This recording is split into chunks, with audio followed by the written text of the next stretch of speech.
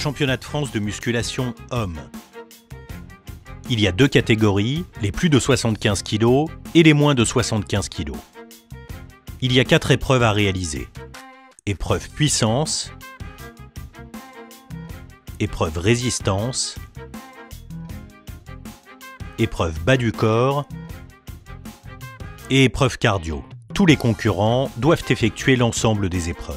Le classement final est attribué en additionnant les places obtenues pour chacune des épreuves.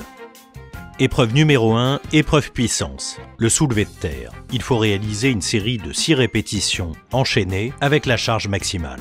Le classement de cette épreuve est déterminé en fonction de la charge soulevée. L'athlète a 2 minutes pour charger sa barre et choisir sa barre de départ. Puis, il a 5 minutes pour réaliser sa performance. Pendant les 5 minutes, il peut effectuer le nombre de tentatives qu'il souhaite. Après chaque tentative, l'athlète peut adapter sa charge comme il le souhaite, soit en augmentant la charge, soit en la diminuant, soit en reprenant la même charge s'il a échoué précédemment.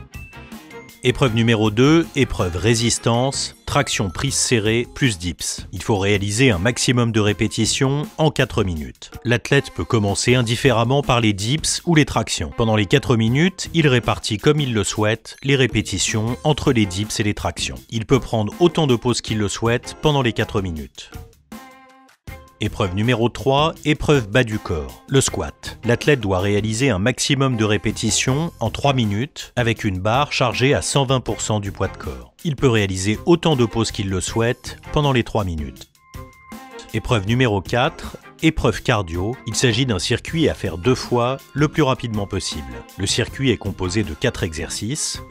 Les relevés de jambes et de buste avec un disque de 5 kg. Il faut réaliser 15 répétitions. Le développé couché, 20 répétitions à 80% du poids de corps, 10 sauts sur plot et 500 mètres au rameur. L'athlète doit réaliser toutes les répétitions d'un exercice pour pouvoir passer à l'exercice suivant. Il y a un temps limite fixé à 10 minutes pour réaliser l'épreuve. Détail des exercices. Soulevé de terre, départ du mouvement. La barre est placée au sol, la barre est immobile. Le corps est immobile au début de chaque répétition. Les 6 répétitions doivent être enchaînées. L'athlète doit garder la main en contact avec la barre pendant toute la série de 6 répétitions. Les mains sont placées à l'extérieur des jambes. Principale faute sanctionnée. Il y a rebond de la barre au sol. Le corps reste en mouvement pendant toute la série sans pause. L'athlète lâche la barre avant la fin des 6 répétitions. Il y a une pause trop longue, barre au sol, pause supérieure à 3 secondes. La barre ne touche pas le sol. Le corps n'est pas aligné à la fin de la répétition. Les genoux ne sont pas verrouillés. Les pieds se déplacent pendant la série. Les mains se déplacent sur la barre pendant la série. Position sumo interdite. Traction, prise serrée. Départ du mouvement. L'athlète est suspendu à une barre, la prise de main est de la largeur des épaules, les bras sont tendus, articulation des coudes verrouillée à chaque répétition. À l'arrivée, le menton passe au-dessus de la barre. Répétition non validée.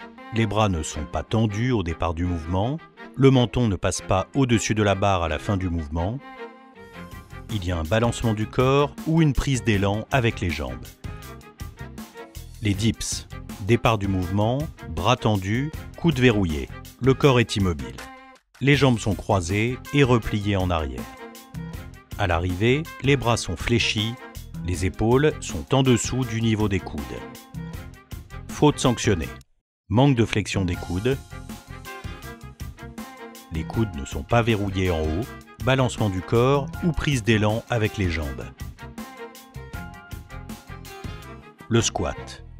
Départ barre sur le haut du dos, les jambes sont tendues, articulation des genoux verrouillée.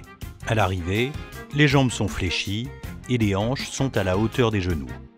Principale faute sanctionnée qui entraîne une non-validation des répétitions. Manque de flexion des jambes. Les hanches restent au-dessus des genoux. Les jambes ne sont pas tendues à la remontée. Les pieds se déplacent pendant la répétition. Répétition non terminée dans le temps imparti. Relevé de jambes et de buste. Départ du mouvement. allongé sur le dos, les bras tendus derrière la tête, la charge dans les mains en contact avec le sol. Les jambes sont tendues et les pieds sont en contact avec le sol. À l'arrivée, la charge est en contact avec les pieds. Les épaules sont décollées du sol. Principale faute sanctionnée. La charge ne touche pas les pieds à la remontée. Les pieds, ainsi que la charge, ne touchent pas le sol au départ du mouvement. Les épaules sont en contact avec le sol lorsque la charge touche les pieds. Développé couché. Départ du mouvement, bras tendus, la barre est tenue à bout de bras. Les pieds sont en contact avec le sol et les fesses sont en contact avec le banc. À l'arrivée, la barre est en contact avec la poitrine. Faute sanctionnée. La barre ne touche pas la poitrine. Les bras ne sont pas tendus complètement en remontant. Rebond de la barre sur la poitrine. La barre n'est pas horizontale au cours du mouvement. Les fesses décollent du banc. Au moins un des pieds décolle du sol. Saut sur plot. Au départ, l'athlète est debout devant un plot. Les deux pieds sont en contact avec le sol. À l'arrivée, les deux pieds sont posés à plat sur le plot. Faute sanctionnée. Les deux pieds ne sont pas posés intégralement à plat sur le plot. La montée se fait une jambe après l'autre.